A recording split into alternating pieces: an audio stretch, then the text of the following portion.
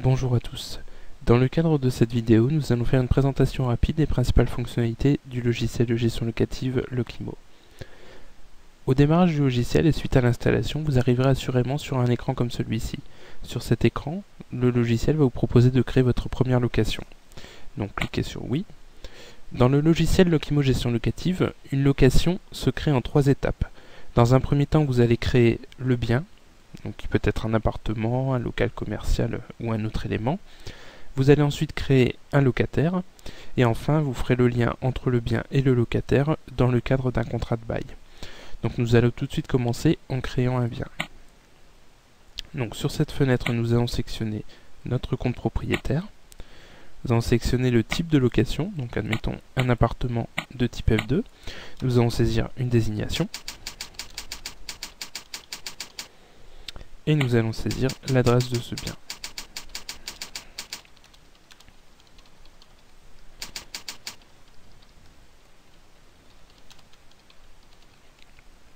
Dans un premier temps, nous nous limiterons à ces informations. Nous cliquons sur Enregistrer. L'enregistrement a été ajouté. Nous allons à présent fermer cette fenêtre et créer un locataire. Nous cliquons sur Nouveau et nous allons par exemple créer Monsieur Pierre Dutour. Nous allons également nous limiter à ces informations. Donc nous cliquons sur Enregistrer. Le locataire a bien été ajouté et nous fermons la fenêtre.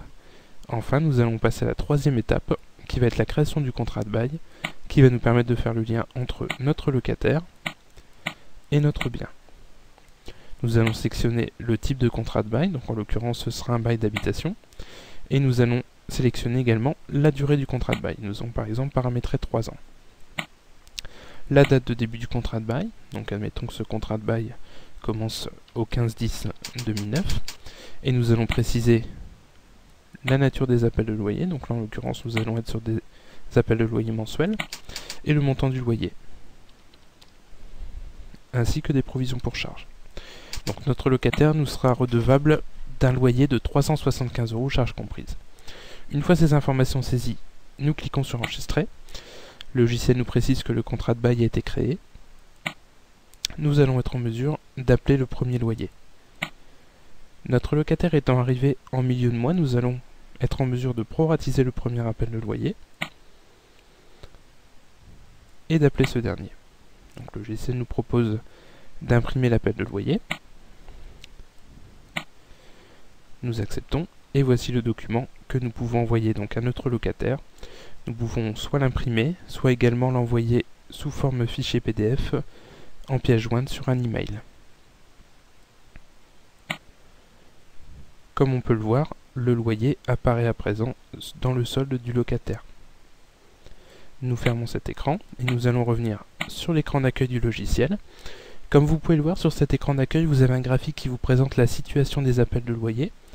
Et donc on peut voir sur ce graphique que sur le mois d'octobre, nous avons une somme à récupérer d'un peu plus de 200 €. Une fois l'appel de loyer effectué, notre locataire va nous retourner son règlement. Donc nous allons être en mesure de l'enregistrer. Donc pour ça, nous allons par exemple dans Encaissement, Loyer Encaissement Express. Nous allons appeler notre locataire. Par défaut, le logiciel va se positionner sur le dernier loyer à régler et il va nous récupérer automatiquement le reste à payer dans le montant du paiement du loyer. À ce niveau, nous aurions pu mettre une somme différente. Mais là, en l'occurrence, nous allons prendre la somme de 205,65 €, donc qui est partir du principe que le loyer a été réglé en totalité. Nous précisons la date du règlement. Si le règlement est effectué par chèque, nous pouvons cocher cette case et également préciser le numéro du chèque. Nous enregistrons. Le loyer étant intégralement réglé, le logiciel nous propose automatiquement d'imprimer la quittance de loyer. Donc nous allons accepter. Voilà, le logiciel nous a imprimé la quittance de loyer que nous sommes en mesure d'adresser à notre locataire. Le loyer étant réglé, il disparaît de la liste des loyers à régler. Et si l'on revient sur l'écran d'accueil du logiciel, on peut voir qu'à présent, les loyers sont considérés comme réglés.